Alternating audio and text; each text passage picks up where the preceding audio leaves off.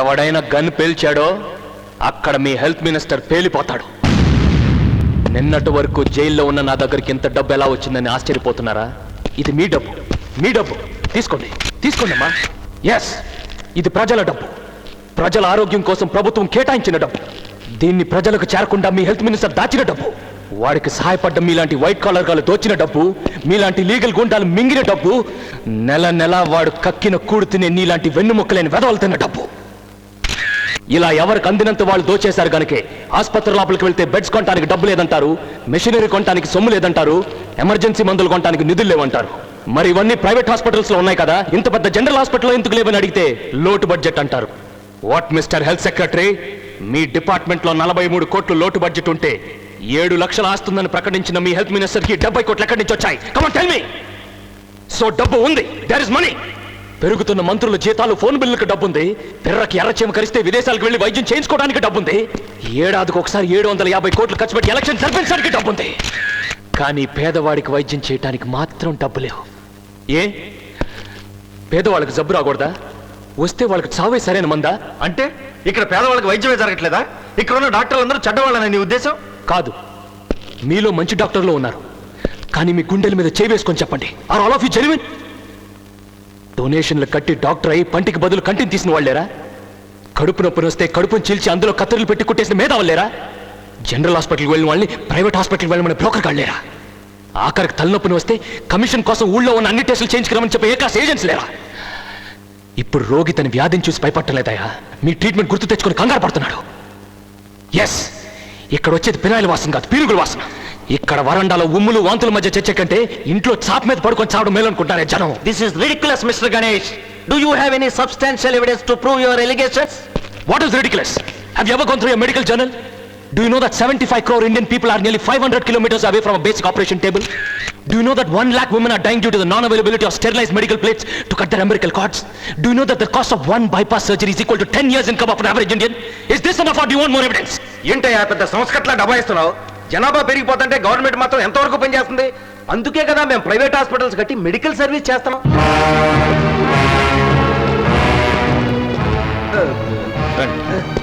పర్లేదు రండి.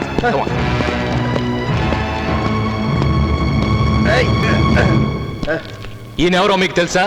Doctor Rajagopal, MBBS FRCS. ఇదే సిటీలో మెయిన్ సెంటర్ చూసుకొని పెద్ద ఆసుపత్రి కట్టాడు. 7 అంతస్తుల building, centralized AC, latest equipment. ఏడాదికో బ్రాంచ్ ఓపెన్ చేసి సర్వీస్ చేస్తాడట. కానీ 2.5 లక్షలు లేకుండా ఎవరైనా ఆసుపత్రి లోపలికి వెళితే బయటకు నెట్టే చంపేస్తాడు. Mister Ganesh, keep quiet doctor Rajagopal. ఆరోగ్యాన్ని అమ్మటాన్ని నీ మెడికల్ డిక్షనరీలో సర్వీస్ అంటారా? సిగ్గులేదు? అసలు ఎప్పుడైనా ఈ తెల్లకోట్ నీ ఒంటి మీదకి ఎలా వచ్చిందో ఆలోచించావా? MBBS చదివితే వచ్చింది. ఎవడబ్బా సొమ్ముతో చదివయ్యా? ఇలాంటి ఒక్కొక్క డాక్టర్ని తయారు చేయడానికి ప్రభుత్వానికి 12 లక్షలు ఖర్చు అవుతుంది. ఆ 12 లక్షలు ఎక్కడవి? కూలీ నాలి చేసుకునే పేద ప్రజలు, చాలీ చాలిన సంపాదనతో బతికే సగటు మనుషులు 10 పరకా సంపాదించి ఆ డబ్బుతో ఉప్పో పప్పో ఉల్లిపాయ కొనుక్కుంటే అలా కొన్న ప్రతి వస్తువు మీద పన్ను వేసి ఆ పన్ను రూపంలో వచ్చిన డబ్బులో నుంచి 12 లక్షలు ఖర్చు పెడితే ఇడిగో ఈ మహానుభావుడు డాక్టర్ అయ్యాడు. ఇది నువ్వు మర్చిపోతే ఎర్రటి రక్తాన్ని తెల్లటి పాలుగా చేసి పెంచిన నీ తల్లిని మర్చిపోయినట్టే. ముందు మా నాయకుడు ఎక్కడున్నాడు చెప్పు. ఎవరా ఎవరా వాగింది? ఎవరా మీ నాయకుడు? ఒంటి మీద ఉన్న చక్క గుండీ లేవు, కట్టుకున్న పంచకు ఉతుకులేదు. నిన్ను చూస్తుంటే నీ నాయకుడికి జిందాబాదులు కొట్టి కొట్టి ఎముకలు బయటపడి చచ్చేలాగున్నారా? నీకు రోగం వస్తే నీ నాయకుడు ప్రైవేట్ హాస్పిటల్లో చేర్చాడు రా, ఇక్కడ ఏదే జనరల్ హాస్పిటల్లో పడేస్తాడు. ఎలక్షన్స్ ముందు వచ్చి చేతికో జెండా జేబుకో 100 పెట్టి గెలిచి అడ్రస్ లేకుండా వెళ్ళిపోయాడు మీ నాయకుడా. ఎప్పుడుగా తెలుసుకుంటారు మీరు? ఎప్పుడు తెలుసుకుంటారు? గాను తెలుసుకోరు గణేష, ఆలి జన్మను తెలుసుకోరు. వీళ్ళకన్నా మున్సిపాలిటీ కుక్కలయ్యం కాదు, భూమి బతుకులు చెడా. నువ్వు చెప్పింది నిజమయ్యా, చాలా సత్యం. ఈ దిక్కుమాల దవాఖాన ఎంతమంది పసిపిల్లల్ని అన్యాయం చేస్తుందో ఈ కళ్ళతోనే చూస్తున్న కొడుక. గతెందుకు ఈ సంటోడు కూడా రాదు. ఒక కిడ్నీ లేదని వీళ్ళ అయ్యని చంపిండ్రు, వీళ్ళ అమ్మని చంపిండ్రు. ఈ పోరని దిక్కులేనోని చేసిండ్రు గణేష, దిక్కులేనోని చేసిండ్రు. ఈ పిల్లాడే కాదమ్మా, నేను కూడా ఈ ఆసుపత్రి వల్లే అనాథనయ్యాను.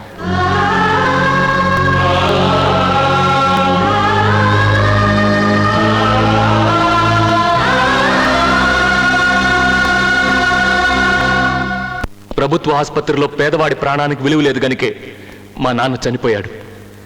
ప్రైవేట్ హాస్పిటల్లో తండ్రిని బతికించుకోబోయి నా చెల్లి బలైపోయింది. ఈ సిస్టమ్కి ఎదురు తిరిగిన పుణ్యానికి నా స్నేహితురాలు సజీవ దహనం అయిపోయింది. చూడు గణేష్, ఎప్పుడో నీ విషయంలో ఒక తప్పు జరిగి ఉండొచ్చు. అంత మాత్రం చేత దాని గోరంతలు కొండంతలుగా చేసి చెప్తే జనానికి మా మీద ఉన్న ఆ కొంచెం నమ్మకం కూడా పోతుంది కదా.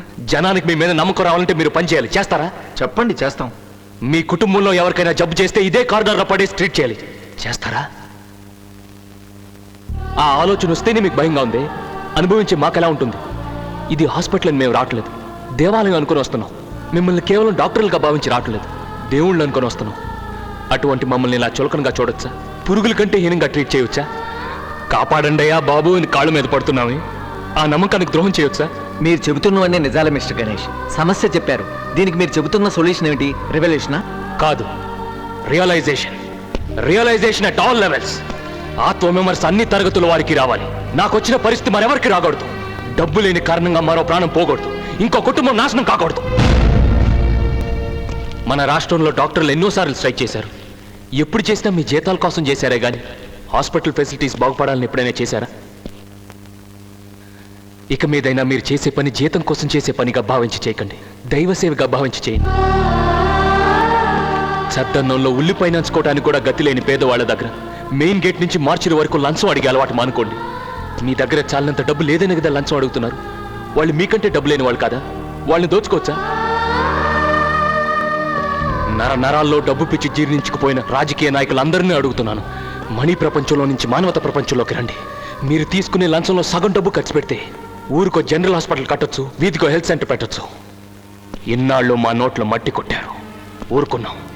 మా పొట్టను కొట్టారు, సహించాం. పనులు లేకుండా తిప్పారు, ఓర్చుకున్నాం. మీకు తోచినప్పుడల్లా పనుల మీద పనులు వేసుకుంటూ వచ్చారు, నోరు మూసుకొని కట్టాం. మీ రాజకీయ మార్కెట్లో మా శ్రమని, నమ్మకాన్ని, జీవితాన్ని, భవిష్యత్తుని కిలోలు లెక్కమ్మేశారు. కిక్కురు మనకుండా అమ్ముడిపోయాం. కుల పోరాటాలు పెట్టారు, మత కలహాలు పెట్టారు. మేం కొట్టుకు చచ్చాం కానీ మిమ్మల్ని మాత్రం అధికారంలోనే కూర్చోపెట్టాం. అన్నిటికీ ఊరుకున్నాం కదా అని ఇకపై మా జీవితాలతో ఆడుకున్నా, మా ఆరోగ్యాన్ని అలక్ష్యం చేసినా, మా ప్రాణాల్ని మాంసంలో అమ్మాలని చూసినా ఏం చేస్తారు మిస్టర్ గణేష్? చంపుతాం. ఈ రోజు రాష్ట్ర వైద్య చరిత్రలో ఓ మర్చిపోలేని రోజు. ప్రియా, గవర్నర్ ప్రెసిడెంట్ గా ఉన్న రెడ్ క్రాస్ సొసైటీకి డబ్బంతా చేర్చు. ప్రజల డబ్బు ప్రజలకే చేరాలి. ఈ రోజు నుంచి సగటు మనిషి ఆరోగ్యానికి ఉపయోగపడే డబ్బు చట్టవిరుద్ధంగా ఎవరి దగ్గర ఉండదు. పేదవాడి ప్రాణానికి విలువివ్వని ఎవ్వడు ప్రాణాలతో ఉండడు. అంటే మా నాయకుడు చంపేశావా? లేదు, బతికే ఉన్నాడు. ఇదే హాస్పిటల్లో ఉన్నాడు.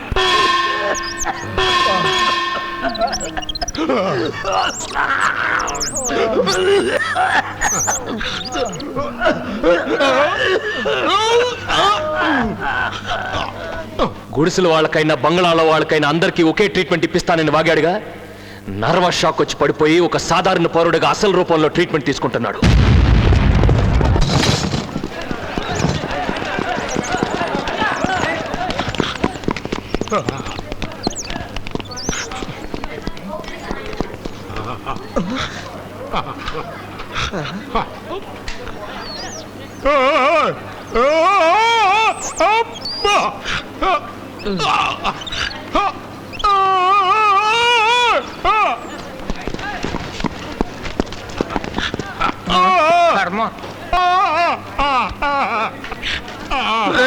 హెల్త్ మినిస్టర్ కనపడక మా చావు మేము వస్తుంటే మధ్య నీ గోలేంట్రా?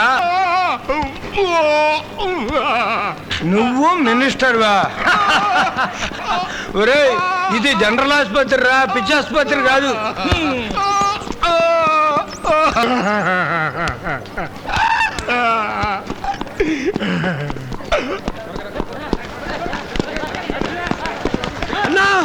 అయ్యో, అన్ని ఇక్కడ ఉన్నారు అన్నా. 2 గంటలకి ఇతనికి ఆపరేషన్ తర్వాత ఇతను బతికితే మీ ఇష్టమైన చోటు తీసుకెళ్ళొచ్చు. ఈలోగా ఇతన్ని ఎవరైనా బయటకు తీసుకెళ్ళడానికి ప్రయత్నించారో దీంతోనే ఆపరేషన్ చేస్తాను.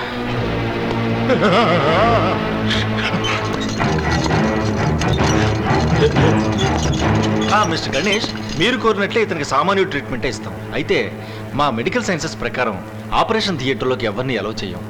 Please let me do my duty. మిమ్మల్ని నమ్ముతున్నాను సార్. Thank you. కమాన్.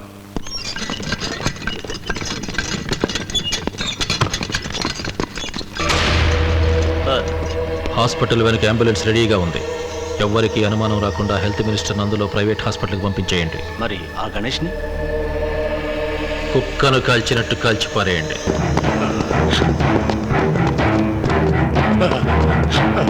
గణేష్, వాళ్ళు వెనక డోర్ నుంచి హెల్త్ మినిస్టర్ని ప్రైవేట్ హాస్పిటల్కి తీసుకెళ్ళిపోతున్నారు.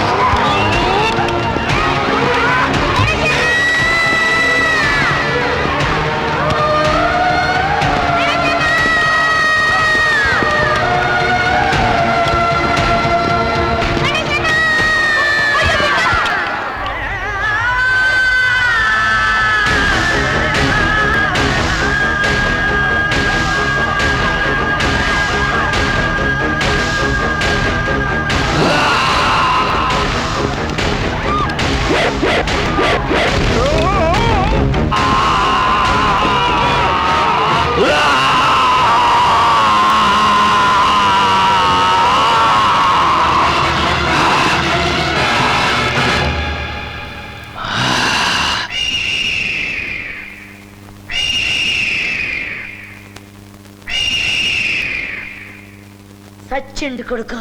గణేష్